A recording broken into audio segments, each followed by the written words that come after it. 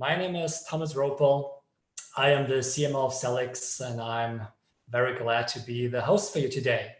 And I'm not alone, as you might see. So I have Zelind here again in our show, who has been already in one of our past shows, where we talked about campaign structure. So some of you might still know her, but probably starting with a quick intro. Zelind is one of the best experts in the industry around PPC and advertising. But Zelind, if you probably just want to share a couple of words about yourself. Sure. For those that has heard from me before, welcome back. Thank you for joining us today. My name is Zelind Liang. I serve as Director of Strategic Accounts here at Sellics, and so I primarily work with large enterprise and agency clients. So I'm happy to share any insights from my experience working with those swaths of customers. Thanks so much, Zelind. Yeah, I think, for those of you that watched some of the last episodes, so we talked a lot about advertising. We talked a lot about different strategies to really boost advertising performance on Amazon. And we had different things which we tried to cover. We started with overall strategies. We went a little bit deeper into some topics like campaign structures. We talked about DSP and around branding. And we also talked last time about multi-channel strategies and how Amazon advertising actually really works in that context. But one of the big topics that has come up again and again, and something that we hear from many people out there that are also using Sellics Advertising, that are trying to also improve their performance within advertising, always comes back to the foundations. It's the question, what shall I really do to optimize and grow my account? And that's the reason why we decided to dedicate a special session today where we'll talk about some of the most important things that anyone should consider when optimizing their account. And not only this, we also will show you during this session how you can get everything that we talked today about for free for your advertising account, where you will see exactly with your own data what you should do next in order to really boost your performance. So we'll talk about what you can do to really do this and how you can also do this for free. It's a brand new thing in the industry. It's the only thing in the industry that actually can really do this. So I'm very excited about talking about the report that we'll touch on later today. But before we talk about the report, the basic idea is first to cover what do we cover in this analysis, in this report, what is the background, what is the logic, why are we recommending certain steps? And then at the second part of the show, we will really go deeper into what you can do now to really grow your account. So before we get starting, a couple of remarks again in terms of housekeeping. So for those of you that have attended the last shows, this is a live show, which pretty much means that many things can go wrong. We hope they don't, right? But many things can go wrong. But it also means that you can interact with us. So please don't be hesitant, don't be shy. Use the chat, use the Q&A. If you're watching on YouTube, you can also use the comments there. We will ensure that all of your questions are addressed within the show. And if we run out of time at the end, we will ensure to come back to you with all of your questions. And in the last shows, we had lots of engagement. So for those of you that watched some of the last shows, you probably saw we really try to take this seriously. But again, if there's anything we cannot address, we will. So please, as soon as we cover through the content, ask questions throughout the way. And in the end, we'll have a Q&A session as well, where we'll ensure that we cover all of them. So with no further ado, I think, let's probably dive right into the topic. And Zelind, yes, I think, one of the big things that how we positioned this show today was to figure out what anyone that wants to be successful within Amazon advertising should keep in mind, how they can stop wasting very, very, very important ad dollars, and how they can figure out what they should do. So what do you think? What should people do, and how do you think about this? That's such a vague question to start with. And I think that's usually the difficulty of somebody trying to Google to find the right answer, right? If it's super generic like that. And so what I've come to conclude when it comes to looking at where do you focus your attention is to find overarching insights that are at the structural foundation of somebody's advertising campaigns. And so if anyone here has seen the last couple webinars we've done, we talked at length about campaign structure, but today we're going to talk about why and then how that actually materializes into some sort of impact. And then furthermore, I think as a company that offers automation, we talk at length about the benefits of automation, how much time savings it is, how much more diligent and accurate that is. But if you don't have the right foundation at the heart of it, it's a moot point. And so that's what we want to talk about today, where it's a high-level education for why these things matter, how to prioritize what you spend your time on, and then what you can do about it once you get this audit through Sellics. Thank you. Yeah, I think, and also I just saw already some comments, so lots of excitement. That is good. Yeah, I know we kind of like had some of the last shows that really went into some of these topics, but today we really want to cover the most important 6 things that you should think of. So Zelene, I think you have a couple of slides that we can probably look at. Yes, I do. Here we are. Do you guys see it? Yes. Okay, cool. So Thomas has alluded to an advertising audit report. And so we internally built out an audit in which we focus on these 3 primary areas. And so the purpose of today's session is to educate you about each of these topics and why we decided to focus on them with some of the best practice benchmarks that we're using to evaluate your specific performance. And so the first piece will be around the foundations. I call this foundations just because these are the things that are subjective and not within the control of automation. And so you spend your time working on the foundations, getting into the good habits of thinking about how you structure your campaigns, what is the workflow and the habits that you should be thinking about. Then we talk about optimization opportunities, where some of this can be automated. If you want to be more aggressive, you're more than welcome to do so. And then lastly, why do all of this, right? So the financial impact. And so the potential ACOS reduction, and then potential incremental sales by way of findings in the first 2. So first up on foundations is budget allocation. Why is budget allocation so important? It ensures that campaigns have sufficient budget to run effectively. So whether or not your bids are optimized, that won't matter if you don't have enough budget to even run. And so let's talk about budget allocation. Many of you are familiar with the best practice campaign structure that Sellics recommends, which is to have at least 1 auto, 1 manual broad, 1 manual exact for an ASIN or a group of ASINs. And if you want to leverage manual product, you can add that as well, but it needs to be a separate ad group. And so in this budget allocation, I'm assuming that you would be planning your budget based on your portfolio, as in your products, the catalog you have, how much money you want to dedicate to each set of products. And so if you have all 4 campaigns or all 4 ad groups, you would split it out maybe evenly across the board. And so this just is a starting point to ensure you have coverage across all 4. But if you don't want product targeting, it'll be thirds. And so I take this as a guidance to say that at most for an auto campaign, allocate about 30% to auto and then at least 70% to manual. This ensures that you have sufficient budget to go towards manual, right? Because each of your manual campaigns are meant to target very precisely the type of targets you have, the bids that you have, and you want to drive more engagement there since you are able to control those factors. Whereas auto sits in the background, lets it run to do your additional research or kind of like a safety net catch-all for anything you may not have anticipated. And so if you're starting from scratch, this would be my recommended budget allocation. The longer you run with this campaign structure and budget allocation, you will find that you have opportunity to shift more budget from auto over to manual. And so some of the biggest advertisers that I work with who've had over 12 months running the same brand account, they will typically have an auto allocation of 10% or less, because by that point, they've done enough keyword research to refine what goes into their manual campaigns that they no longer need to dedicate a significant portion of budget to auto. And so this budget allocation ensures you have financial control.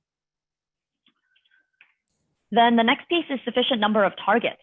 I get this question a lot, like what is the right number of targets or keywords to put into a campaign? And there's no hard and fast number on this, but here's the opposite end of what may occur. If you have far too few targets, you will limit your reach and it limits your ability to spend through your budget, right? So you might have a large budget dedicated to a campaign, but if there aren't enough targets, you're not going to reach the sufficient number of people to run through it. And then on the flip side, too many targets would be if you are spreading your budget so thin across all of these targets that Amazon's testing and testing just to see which ones work and which ones don't. You don't have traction on the few that do work for you. And you've spread it so thin that every single one of these targets may have 1 to 5 clicks that don't materialize in statistically significant performance. And so Sellics recommends anywhere between 10 to 100, just as a benchmark. Like I said, there's no hard and fast number here, but if you are looking at an average of say 300 targets per campaign, you may want to revisit that because you likely have a super long tail of targets that are accumulating 1 or 2 clicks. It ends up generating a lot of spend over the course of time, but not enough for you to feel confident that that's something you should invest in. Thank you. So that's sufficient number of targets. Yeah, I think, just quickly, chiming in here, I think, these are already two very important points, which we also have heard in the last couple of weeks, in the last couple of months. These are topics which come up again and again. On the one side, how much should anyone invest between automatic and manual? And on the other side, how many targets should someone put in campaigns that they're not too long tail, but also not on the other side, don't have enough to really grow with this. And I just want to kind of like already have a just quick pause here. As I've seen already, we have a couple of questions. So again, if you have any questions, don't hesitate. We really take it seriously, right? So we try to address the questions. So Brandon asked the question, does it make sense to always have some automatic campaigns running? So I think the focus here is on always, or are there probably any cases where it does not make sense to have automatic campaigns running? If you have the budget for it, run the auto campaigns because you don't know what trends could emerge that changes the makeup of your search traffic. And so I think about one of my customers who is in a home decor category. And oftentimes, as much as they do robust keyword research, they are not able to catch trends like the way colors are described, for example. So take, for example, the color pink. Over time, this client saw rose, blush, millennial pink, lavender. If that's not something that you were anticipating, then you likely don't have targets within your manual campaigns that would have already reached that. And so having that auto campaign run in the background just to capture these little things that you wouldn't have anticipated is really the purpose of it. And so as long as you minimize your budget, you don't run the risk of increasing ad waste. If you are very pressed for budget and you have confidence that you've incorporated as much possible keywords and targets as possible in your manual, by all means, get rid of auto. But if you can afford to, it's a good safety net to ensure you have coverage for anything you were not anticipating. Perfect. Yeah, and I also think that this is connected. I also see that Baptist actually also replied to that question in the chat. I also think Baptist also was very active last week as well when we talked about multi-channel. So welcome back. And also see that Lisa had a follow-up question, which relates not to the budget allocation, but which relates to the number of targets per campaign. And basically, I think the question from Lisa was, between 10 and 100 targets per manual campaign, what about ad groups? That's a great question, Lisa. I'm using campaigns and ad groups interchangeably here. So one thing to keep in mind when you group your targets within the same ad group is that Amazon is essentially testing every single one of them over and over. And then the handful that gets a good reaction will kind of rise to the top. Think of like cream of the crop, just rising. And you see that in your own target reports as well, where you can look at your target report and you see that despite hundreds or dozens of keywords, it's going to be just a handful at the very top driving most of your traffic. And that's normal. Statistically, that's very normal. But what you want to limit is that super long tail that is so small that maybe you are willing to ignore for 1 week or even 1 month, but then over the course of 6 months could result in hundreds, if not thousands of dollars. Perfect. Yeah, I hope, Lisa, that this addresses a question, right? So campaign, ad group, the basic principles apply. So this, I think, is fine. We have already some other question from Samuya, which relates to negative targeting, I think, which we'll touch on in a second. So I would suggest, Celine, let's probably just move on to the third important thing. Yes. So the next piece is negative targeting. This is a great segue. I appreciate you for bringing this up. And so negative targeting is meant to act as traffic control, right? It ensures that your campaigns, all these multiple campaigns, don't compete for the same search terms. Granted, Amazon will tell you that your own campaigns don't compete in the sense that it doesn't drive up your CPCs, but you want all the relevant search traffic going to the most relevant target, because that's where you can control your bid and you can assess whether or not it's relevant for you. And so if you have negative, that allows you to say this budget for auto should only drive this amount for auto, right? Impressions, clicks, and sales. It should be proportionate to the amount of money that you are putting into auto. Because otherwise, even if you have the budget allocation that I talked about earlier, where you might be investing majority in manual by way of budget allocation, but if auto is taking all that traffic, then you're still not controlling the way your traffic is going. And so negative targeting absolutely should be in your workflow to ensure that your budget is going where you intend to control it. Great. And now I think we can probably look into a concrete example. I think Soumya has brought up one. So let's look into this. So I had 1 auto, 2 manual broad, 3 manual exact, 4 manual product. But I was getting a lot of clicks for people looking for similar name product in a completely different category, even though I picked my product category correct for the manual product campaign. So I added all of those incorrect clicks into negative targeting, but then I stopped getting very little impressions after that. After getting close to 0 impressions every day, I turned off manual exact and manual product. No improvement in impressions. Then I took out most of the negative targeting in the remaining 2 campaigns, but I am still not getting impressions. Please advise. So a very, very concrete real life example where negative seems to kill the campaign. So how would you think about this? I think it depends on how you decided what to put into negative. So first of all, when we suggest adding targets to negative, for auto, we suggest that you add them to negative phrase. And then for anything that's manual broad, negative exact. So that's the starting point. And then how you decide on adding something to negative, I think that's where I would need more information.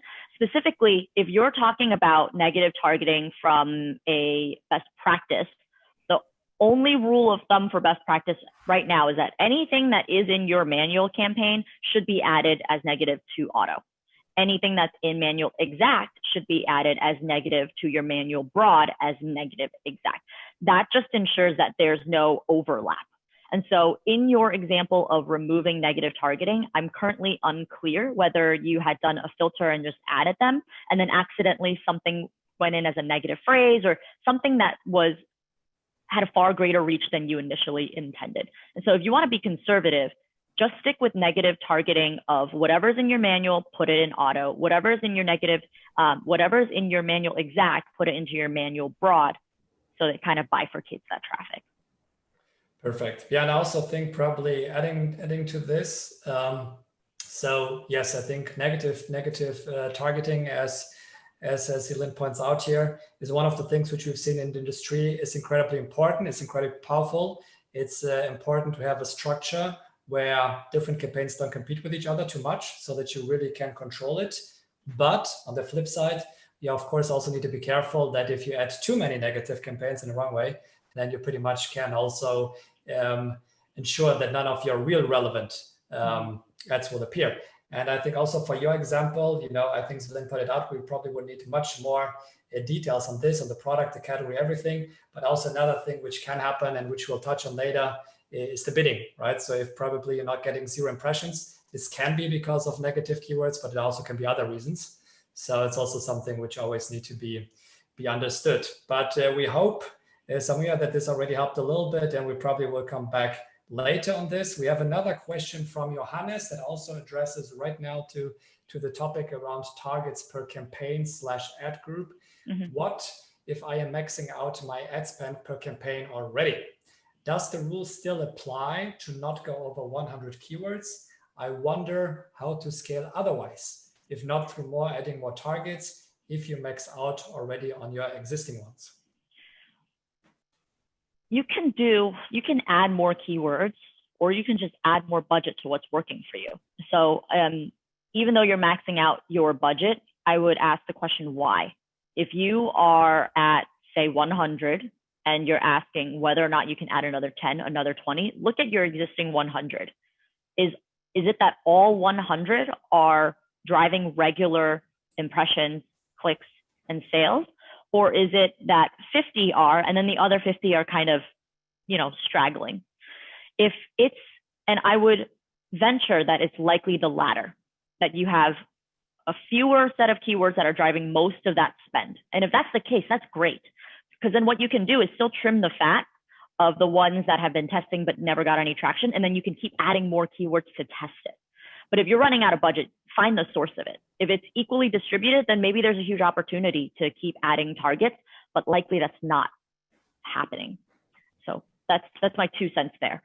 If you are seeing strong growth and budget's the concern, hopefully that campaign is performing at the rate that you intend with the ACOS and ROAS that you're happy with, so that anything that you continue to drive to will consistently deliver at that rate. Great. Yeah, so I think, also with everything that we discussed today, right, these are general guidelines. And also we also see with some of the examples, to every guideline, there are always exceptions, right? And then it kind of like really needs to go deeper into every specific case. We have one question from Baptiste, which also refers to negative targeting. So what Baptiste is saying, perfect. I have a theory about negative targeting. Since you're trying to control traffic, it becomes a necessity, especially in branded keywords. For example, don't want to misspell, bring me a client for sunglasses when he wants shoes. But wouldn't bidding exact match or phrase match able us to do something similar without having to spread yourself too thin, having too many things to track? Yeah. So I think this question, Zelen, is probably a little bit the trade-off. Do you really need negative targeting, or can you also do this by just exact phrase, having very controlled targeting? Very controlled targeting doesn't prevent your own campaigns from competing, right? So like if you were doing shoes, why would you not put shoes in all 3 campaigns? Because you may be using your broad to look for types of shoes, high heel shoes, leather shoes, canvas shoes, I don't know.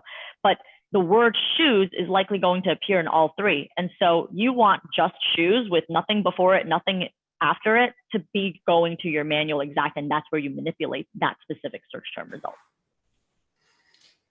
Great. Yeah, I think that's definitely something to keep in mind here. I see we have already a couple of other questions, but I also will park some of them for the later sessions, as we still have a couple of things to go through, right? So I think, Zelen, we now talked a little bit about some of the foundations, but what is there else, that people should think of?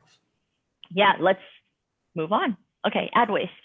So ad waste is in the report, and it is loosely defined as targets that accumulate clicks with no sales, therefore making them unprofitable and wasteful. And so I say loosely because there are advertisers out there who are willing to test targets that may not guarantee a sale, right?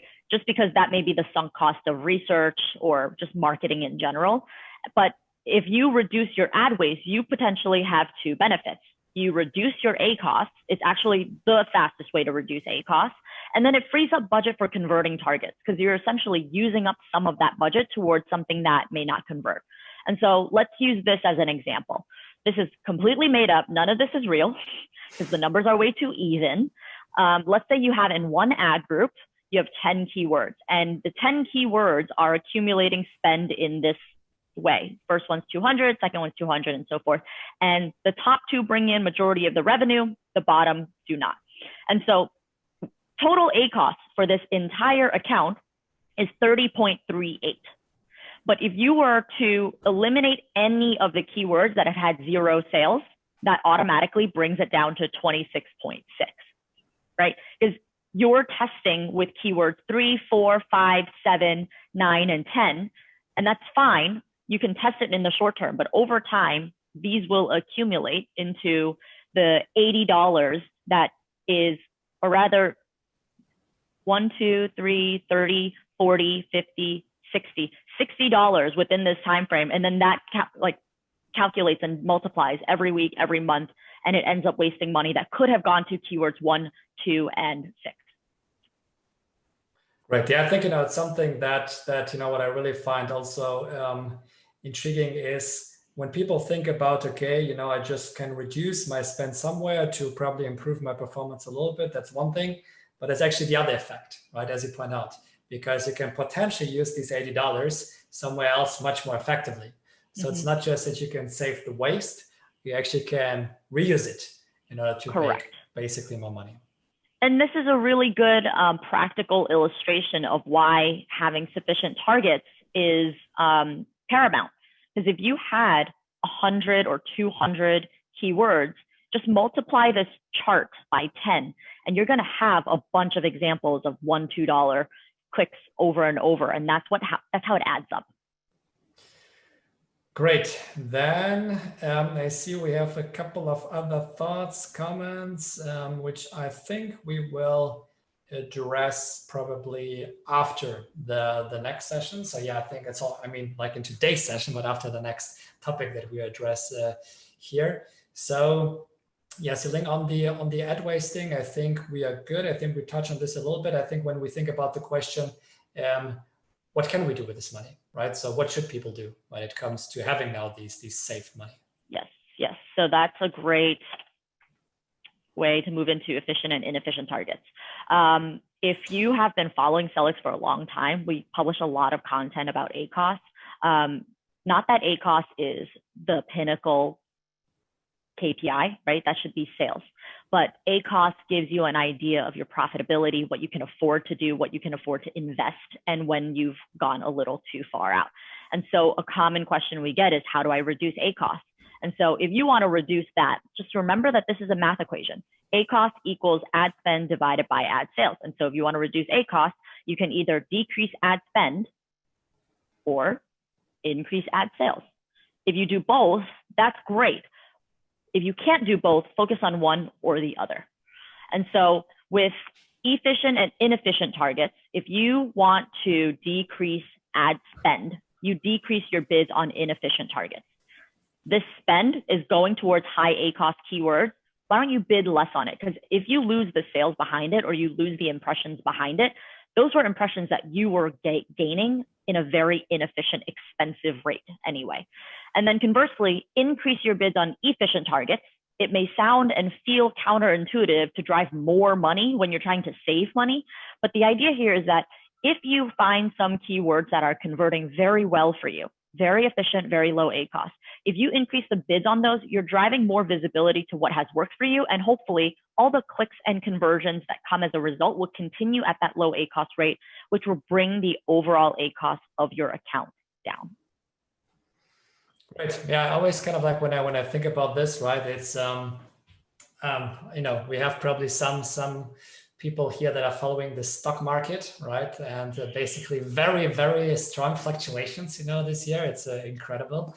I don't think I've ever seen something like this. But basically, in theory, right, in the stock market, you always want to put in the money where you know that, this probably will grow the most, and other ones will not grow that much or even decrease. And I always find it interesting that when we then move to the advertising side of things, right, that sometimes these principles, get lost. And basically the same principles apply. So when we see that someone really works well, we basically want to have more from this. If we see something doesn't work well, we want to have less from this, or we want to make it work, right? And I think that's basically the idea here. And before we come to what this then means in practice and how to do this, we have one question from Marlon Eagles, also welcome to the show, that is connected to the ad waste, which we just covered. Marlon was asking the question, how many clicks without sales does a keyword need to make in order to stop it, right? So basically, when do we have enough data that we can make the decision that it's not performing? That is a great question. That is very subjective.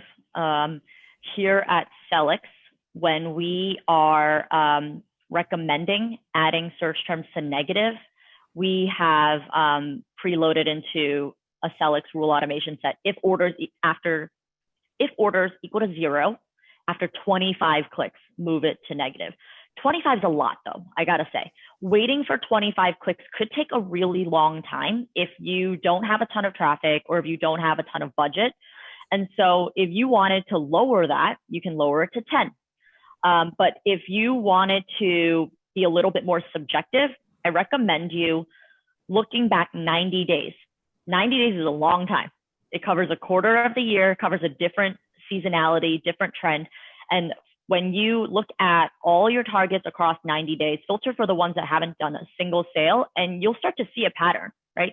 Have they not gotten sales because it's completely irrelevant to the product, or it's completely off the base on the spelling of something? And you'll see that there are patterns that you can then subjectively remove. But it really is dependent on your tolerance for how much you're willing to test. Because if you have lower tolerance, then you should not wait so long. Because the longer you wait, the longer you are accumulating ad waste before you make a decision. That's great. Yeah, I think, Marlon also asked a follow-up question, when he says 25 clicks, it's not statistically not significant. I think, just also one thing which we, from a Sellics side, this is a discussion which happens a lot. And we also will cover this in one of the upcoming shows when we go much deeper into bidding. But basically to echoing what Zilin said, there are probably two maximums, right? So one maximum is after 1 click, right? You should probably not make a decision after 1 or 2 clicks, right? The other extreme is probably 100 clicks. Mm-hmm. If you not have a very niche product, then with 100 clicks, you probably should already expect some sales, right? If your conversion rate is at least 1%, which for most products is the case. So basically, depending on how risk-affine, averse you are, as Ellen pointed out, you can then pretty much make calls rather sooner if you're risk-averse, or if you kind of like have budget, you want to really try it out, you want to be on the statistically safe side, then you need to wait longer. But you need to be aware that there's a trade-off. So if you really want to have statistically relevant results, that means that to 95% chance you really know that something is not working, that this will cost you money, right? Because this also means that until the moment that you figure out that something doesn't work, you already paid a huge amount of money. And that's where the trade-off is. Cool. So yeah, I hope, Mel, this kind of like already helps you a little bit kind of like on that part, right? So it really kind of like is a question of conversion rate, expected value, as well as how risk tolerant you are. But we also will cover this in the end when we talk a little bit about how you can really use this for your own business. And I also see we have a couple of other questions, so many questions again today. So thank you guys. I really appreciate it that we have, again, so much great engagement. It seems to be, that we have many, many great topics here, and we'll talk about all of them. But let's probably first go to the next topic, Zilan.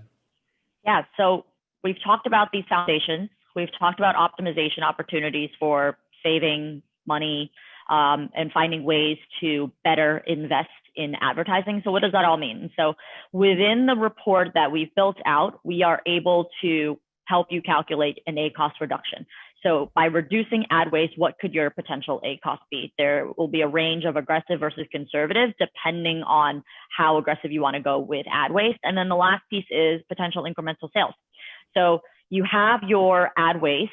If we were able to reallocate the dollars saved from ad waste and then reallocate them towards efficient targets, what does that incremental sales dollars look like? And so that's projected into the report. Cool. Wrap it up with a pretty bow of what's in it for you. Yeah, I mean, that's fantastic. And I think, so yes, Celine talks about this report, right? We mentioned this in the beginning. It's not just that we talk about 6 topics today. We actually talk about how we can make these 6 topics that we cover today as actionable and relevant for you. Because one of the things which we try to avoid is to give you a couple of things, some theory, some guidance, but then in the end, you're pretty much out there, you're looking into your own account, and you're really trying to figure out what does it mean for me, and in the end, nothing happens. So one of the big questions which we ask ourselves, how can we really make this as applicable and actionable for you? So I'm personally incredibly excited, right, that this report now is out there. So you see it here on the screen. So Zelin, if you probably stop quickly sharing, I can just give everyone a very quick review of what we are actually talking about, because that's normally always the best way to really figure out what we're doing here. So I hope that everyone is seeing my screen. Zelin, are they seeing my screen? I see it. Good, great.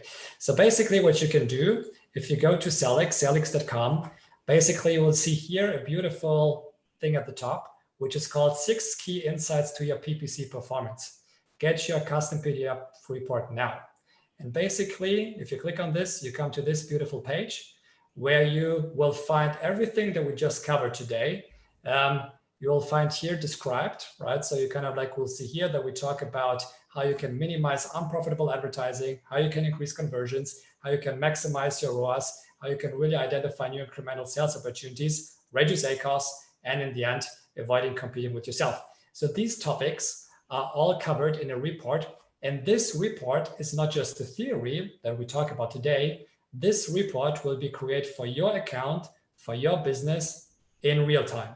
So what you will see here and what you will get is a report that will look like this. It's a beautiful PDF file. So here's an example that essentially will go through all of the topics. It will check automatically all of these things, right? It will check automatically the shift between automatic and manual, what you can do. It will analyze the number of targets that you have per campaign or ad group. It will think and look into a negative targeting, where we kind of like also address today how important that is. And it also will go deeper into the topics, how you can basically optimize. So here in this section, the ad waste piece, how much you can really save, right? And when we talk about saving, it also means that you can, of course, reinvest this money. So in this sample report, it's over $120K. And what we also do, right, is to kind of like then tell you exactly in your account how the most efficient targets, how much they pretty much represent from your investment, how much money you make with this, so that you also understand where you can really double down on. These are your best performing horses, right? So these are the ones where you really need to get the most out of this. And the opposite, right? So where essentially do you waste the majority of your money? And where are kind of like the ones that you probably should go down? And last but not least, this all kind of like will then be summarized up in a very clear opportunity assessment for your account, and also with very, very clear steps of how you can then use everything that is posted out here to boost your account. So this is a report. If you're interested in this report, it's free, right? So you pay nothing for this. This is normally something where people like me, Zelin, or others in the world are sitting weeks to kind of like come up with these kind of analysis. But you can really get this for free by just going to this page, clicking on Get Free Amazon PPC Analysis. You essentially create an account, integrate, and you will receive this report within 48 hours into your inbox. So it's something that we really think can be very, very powerful, as we really now want to bridge the gap between theory, right, and having possibilities to really optimize your account, to a much more actionable world, where we don't tell any kind of like, broad theories or guidelines, but really go exactly into your unique special case and try to understand, based on the data, what are the best moves that you can do, and how can Sellics help you with this, right? So what are kind of like the key things that then the Sellics software, doesn't matter if you want to use Sellics Advertising or if you want to use one of the other one solutions for sellers, vendors, or agencies, and each of these, you will be basically able to implement what we think about you. So it's the first one. It's also the only one in the industry that is out there that does that, right? So I'm particularly very, very excited about this. And it's something that we limited in the beginning, right? So it's limited to 50 at this point, as we're still testing it. We're still trying to figure out how we can really make it as useful as possible. But it would be great to have you in this group and then also to get your feedback so that we also can ensure that these things and these insights will be even more useful and scalable for you. So with that said, I will stop for a second with the sharing and come back to the questions and comments. And so we have here already many, what I think is very good. So I probably start with the last one here. So Pete is saying, hey, I got this report a few days ago and it's really insightful. I saw some plus VE change and my numbers are ready. Thank you, Team Sellics. Another agency charged me close to $150 for a similar report. Yeah, I mean, that's really, really great to hear. And yeah, I think, again, we're still in the early days here, but pretty much I think, this is really great also to hear for us. It's something where we now really try to make all of this as actionable as possible for you, because it's in our, obviously, biggest interest that you actually grow and that your business grows and that Sellics can help and support you on this. So a couple of other questions. We now move to the Q&A session. So Brent is asking, is this report available for Sellics customers that already have an account? Yes, it is. So if you're interested, you can just reach out to your customer success representative, and they will help you to get these insights, and basically just take it from there, right? Just reach out and you will receive it. Marlon was asking, I am logged in, but the system wants me to create a new account. Yeah, I think this is probably something, it's if you have any issues in terms of login or creating an account, you can always try a different email address, but if this doesn't work, please just kind of ask a quick ticket to our support, right? support@sellics.com, and we kind of will try to address it quickly. But yeah, so normally just follow the normal new integration steps, and then we are able to create the report for you. Franz has posted the link, right? So thank you, Franz. So basically, if anyone really is interested in the link, you can just click there. And again, it's absolutely for free, and you can test it out right now. It's still in the pilot phase, right? So we're still making a couple of adjustments and changes as we really try also to listen to your feedback. But please try it out, and we will try to really get the most out of this. Then I will come back to some of the report questions later, but let's first probably come to some of the topic questions of today, right? Because the report is only as powerful as the insights in it. So Cassie is asking, we recently started a brand new audit campaign.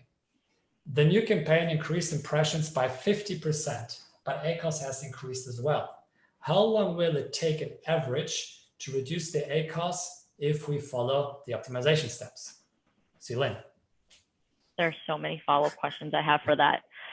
So Casey, in this case, the question depends on whether or not you have a manual campaign that supplements this auto. I'm not surprised that ACOS went up if you are, because it's brand new, right? So Amazon's just testing and seeing what sticks when testing all these different search terms. In taking the steps that we've provided, it assumes that you have a manual campaign where you can pull out the most effective search terms from your auto campaign, transition it into a manual, funnel more of your budget towards your manual, and then the cost comes down on your auto. I can't give you an average time, but I will say that because Amazon's sales attribution window is 14 days, I typically wait about a month. So I'll do everything, monitor it, to ensure that it's moving in the right direction. And then at the month mark, see if I need to make bigger changes. Yes, perfect. And I think also, Cassie, I think this is also partly related to the questions of Mal and Ilya today. Another factor, which we also tend to see and have seen in the past, is just the amount of data, right? And I think, when Zelin also referred to that, we don't have too much, obviously, background about the case, but it's a difference if you're spending 10K per day, right, on this campaign, or if you're spending $5 a day.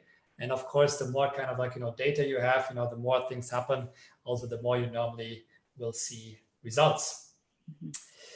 Ari is asking a question, but before I come back to Ari, I just saw that Philip is also asking in the Q&A section, where should I find the link to the report? I cannot see it. So I think Franz posted it here in the chat to everyone. I think so. Yes, if you check in the chat, you will see the link right? So it will be there, but if not, because I really want to ensure that we don't miss this, right? So let me just quickly again show this. So if you go to the Sellics page, which sellics.com, what you should basically see is right now here, we have this small little banner, which is called 6 Key Insights to Your PPC Performance. Get your custom PDF report now.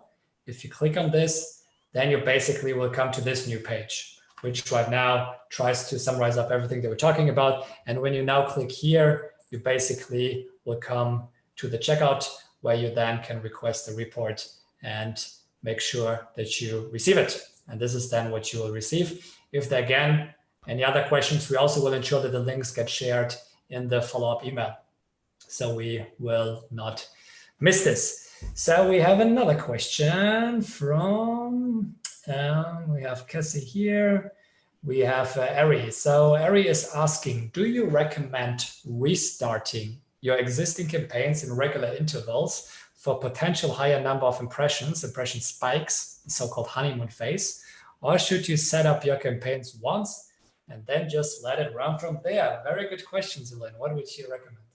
Always let it run. Always let it run. Yes. Yes. When your campaigns are live and accumulating data, Amazon recognizes that you are a reliable advertiser for having coverage, essentially. And so the more you run and accumulate relevant data points of how often you run, how many clicks you're getting, how many sales you're getting, keep in mind, Amazon runs the entire flywheel, right? So if somebody clicks, they make money. If somebody buys, they make money. And so they will reward advertisers who have continuously successful campaigns by way of reducing your CPCs over time. I cannot prove it. I cannot verify whether or not this mythical quality score exists, but I have seen where if brands do not change their bids ever, as long as they have enough budget running and that the campaigns have relevant keywords, you start to see CPCs reduced by 1 or 2 cents each week. That's not the way to do it, right? You should be optimizing your bids according to performance, but because campaigns are staying on, Amazon recognizes that. Starting and stopping should really be because of either inventory issues or you need to move your budget elsewhere, as in there are issues outside of individual optimization for you to make that decision. Right. Yeah, and I think also one thing to add on this question, Ari. So for those of you in the audience today that also have worked at some point outside of Amazon advertising, and for example, the Google or the Facebook advertising world, so many of them have kind of comparable principles, how they calibrate the performance of a campaign, the so-called honeymoon phase. And in most cases, at least there, because there are already kind of many scientific tests, it makes also more sense, as Elaine points out here, for Amazon to keep it running, because basically the history and the performance history, which you will get, overrides the honeymoon phase, which is normally very short, right? So it's going to be a very difficult, sustainable strategy to recreate your campaigns again and again, right? So normally the data, the history will very quickly override the impact of the other. Christian Leffler, which reminds me, I definitely want to ask at the end of the show, the cities where everyone is coming from. I think we actually have a very, very good global audience here. But before we do this, so Christian is asking, what should you do with the ASINs that show up as the search terms in the automatic campaigns? I'm getting lots of them with just 1 click each. That's a great question. So when it comes to the ASINs that are showing up in Amazon's or in auto campaigns targets, where they target product targeting, it's common that you only see 1 or 2 impressions or clicks because there's more real estate. So think of a product detail page where as soon as you scroll past the content, you see a scroll of up to 30 or 40 placements, and each of those, if you just click it once, it's going to show up on somebody's search term report. And so if it's only 1 or 2 clicks, don't pay attention to it. You should only be moving something to manual if you converted. And so that way you continue to refine whether or not you show up. Perfect. And hopefully, Christian, this was helpful. Then we have another question from Johannes. Johannes is asking, is there any way third-party app, something Amazon announced it will come out, etc., on cross-attribution of ad clicks? I wonder how many ad clicks it takes for someone to convert on my ads, and if some campaigns I'm running are very worthwhile, like auto, but they usually only get the first click and the conversion appears in the brand campaign. Johannes, you are finding the kryptonite in all of digital marketing. This is not limited to Amazon. It's not limited to Google or even Facebook. The problem industry-wide is that sales will be attributed to the last click. And so to your point, there's no visibility right now for what got their attention in the first place, because all of the credit goes to the last click. And so unfortunately, not at this time. Hopefully enough of us, Sellics, individual sellers, individual advertisers, could eventually create enough of an uproar to force the industry to share more insights like that. Because I think the number of clicks is really helpful, right? It helps for advertisers large and small to plan where in the funnel they need to move people along. Because right now that doesn't exist. Yeah, it's as I say, Zelin, I think it's one of the most complex and complicated topics out there, right? I think attribution is a beast and has been always a beast. And yeah, I think in the Amazon world in particular, there's not that much. Basically, also due to the nature of sharing data, between and among different marketplaces and everything. But there are some anecdotes, right? And also we've seen that some are doing some tests. You can obviously stop one campaign and see the impact on the brand campaign and stuff. But all of this is just very, very vague. So there will always be some sort of, gut feeling always required, I would say. And Scott is asking, when running an auto campaign to harvest keywords, should I be completely ignoring or restricting budget that applies to product page impressions? Or is this useful for manual product targeting? It depends. I'm sorry, Scott, but that's the truth. It depends. Is the purpose of your auto campaign to reach a brand new audience, or is the purpose of the auto campaign to maybe reach someone who's already familiar with you, right? It depends on the purpose of the auto campaign. And so oftentimes when it comes to the product page impressions, it's really helpful for cross-selling or upselling for somebody who's familiar with your portfolio. If you don't care about people who are already familiar with your brand and you're just trying to go after new people, then maybe you can ignore it. So think about what you are trying to accomplish. Think about where those impressions and ads show up, and then what the subsequent performance looks like for you to decide whether you completely ignore or you actually continue to invest in it. Great.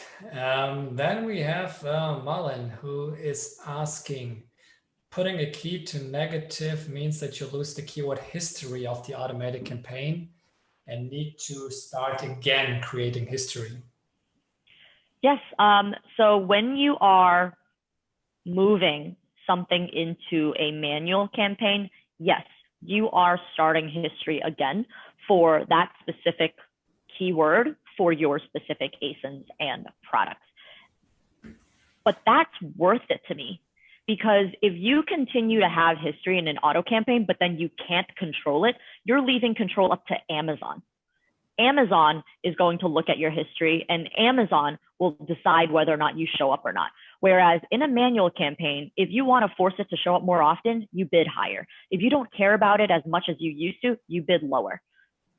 You don't have that control in an auto campaign. And so the trade-off of needing to build new history is a very small one, because typically you get back the impressions that you would have expected from an auto probably within a month's time. But again, this goes back to Thomas's point that it depends on how much traffic you're getting, so how much budget you're getting. The more budget you have to drive traffic, the sooner that search history comes back to reteach Amazon that this search term is relevant for your ASIN. Great. Yeah, hopefully, Marlon, this answers your point. Molly here from last week, just want to say I'm so glad you guys do these sessions. Appreciate the no BS, only info concept. Please keep them coming. Thank you so much, Molly. No clue what BS means in this context, right? But no, I of course do, right? So thank you for the great feedback. Really appreciate this. Brandon was asking a question. I have successful products, but I have not done much of anything with my campaigns for a year or two. I mostly just let my current keywords run on a modest budget. I feel very out of touch with advertising and how to do it.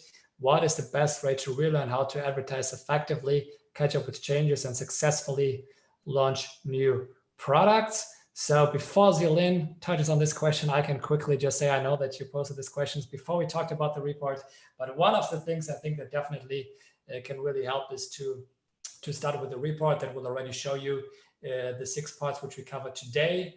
But I think on the other topics, right, so catch up with changes, successfully launch new products, all of this. So what we try from the Sellics side is to really kind of like, double down on keeping everyone here up to date on the newer strategies, the newer tactics, the newer things to really boost your account. So if you're really kind of like interested of going again deeper into this topic, check out the report, go to Sellics Advertising. We also have tons of new content which we publish within advertising and which we'll continue to also publish in the next few weeks and months. So just follow us on our social channels and we will post all of this. Is there anything that you would add to this, Celine? I appreciate the engagement, everyone. Good, great. No, I think this is agreed. So I think we have a few last questions. I also look at the time as we are running out, but let's see that we can hopefully cover most of these. So one question from Jamie was, how often do you recommend optimizing your ad campaigns? Some people will say weekly, some people will say monthly, some people will say daily. None of those are true for everyone. One size does not fit all. You should be looking at your campaigns regularly to see that they are tracking to your expectation. And when I say regularly, I really do mean every couple days, every 3 or 4 days, just to check that it's tracking.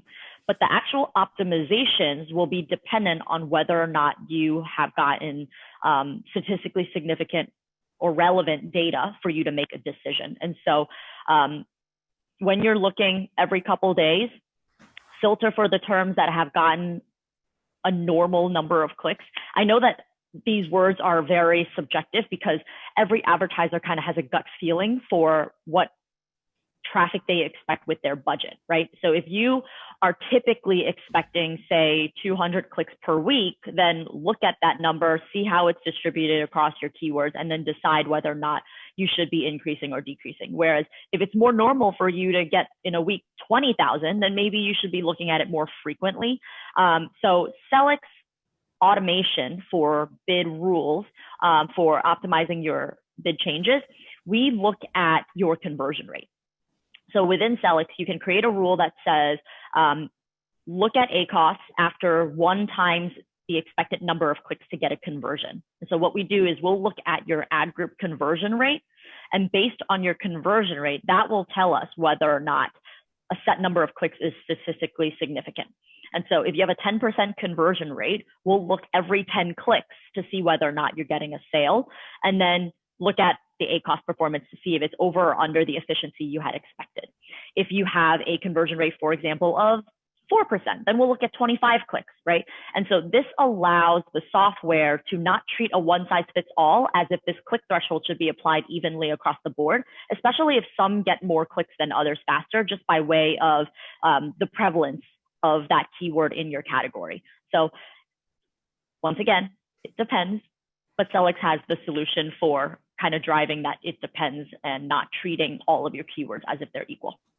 Exactly. Yeah. So I think this also comes back to the question of you, Marlon, Ilya, right? So with the rules that you can set up in Sellics, we automatically, kind of like ask you basically how risk averse or affine are you? And based on this, we calculate the expected value, the statistical relevance, and then in the end, make decisions for you. So we're almost at the end. So I see lots of great feedback. Johannes, thank you so much. Really appreciate it. Love to hear this. Brandon, I love that question. Is the report really free or some hidden charges, etc.? And yeah, it is absolutely free. I really kind of can just repeat this, and I find it also very, very funny that we actually received the feedback that some people think it's not real, or there's some what's kind of the issue, what's the challenge, why is this free? There needs to be some kind of weird thing about it. No, it's not, right? So we really try to now make the insights that we talk about here as actionable as possible for you. So this report is the first thing that we try to do in this series. It will show you exactly for your account the different topics and what you can do with this. And then it's up to your decision if you want to use Sellics to solve some of the topics that we talked about today, or if you want to do something else. But the report itself is fully free, can be used, and you will receive it within 48 hours if you request it now. So last but not least, I will open up our weekly, wonderful, beautiful, very quick 30 seconds survey, as one of the things that is incredibly important for us for this show is to really understand how you like it and how we can improve it. Because for us, the most important thing is to really see, is this valuable for you? Is this something that is not valuable for you? So you should see now the survey in front of you. These are just 3 very, very quick questions. It would be incredibly valuable for us if you could just reply to them quickly and tell us a little bit what you think about today's episode. And I see already the first things are coming in, the first results. So the first results, at least from, seems that many people enjoyed the episode, what makes me happy, makes Celine happy, makes us happy. I'm right now in Berlin. It's very hot here. Celine, where are you right now? New York. New York. How's the weather in New York? Cloudy, fine. I'm hungry though. It's my lunchtime. Okay, yeah. Here it's almost a dinner time. And yeah, so we see Berlin and New York from us. And yeah, the feedback is coming in. 40% already replied. Already very, very first insightful things, but just quickly screening through the results. And yeah, so we take this feedback incredibly seriously. So please keep it coming. And we will wait another 30 seconds, 1 minute, that you have time to finish this. But also, if you have any other feedback which cannot be covered in the survey, please don't hesitate, right? Just reach out to us. If you're a customer, talk to customer success, right? If you're interested in Sellics, write to us on either support@sellics.com or use any of our social channels on Facebook, on YouTube, on LinkedIn, on Twitter, on Instagram, wherever you want. Just talk with us. We will come back, and we will also ensure to really, really listen to you and to ensure that when we do these sessions, we are as helpful and valuable as possible to ensure that you are successful on Amazon. I see 70% completed, 75, we're close to 80. I will wait another 30 seconds. I want to use already this chance to say thank you so much, Celine.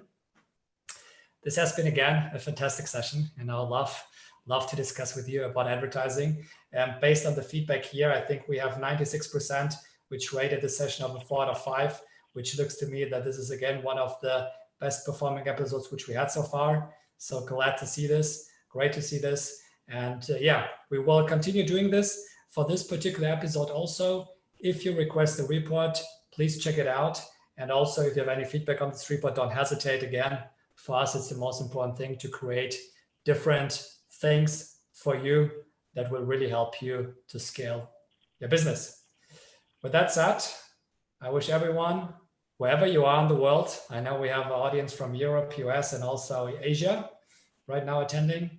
And yeah, wish all of you a fantastic morning, afternoon, evening, wherever you are. Best from Sellics, and we all see you very soon. Thank you so much, everyone. Thank you.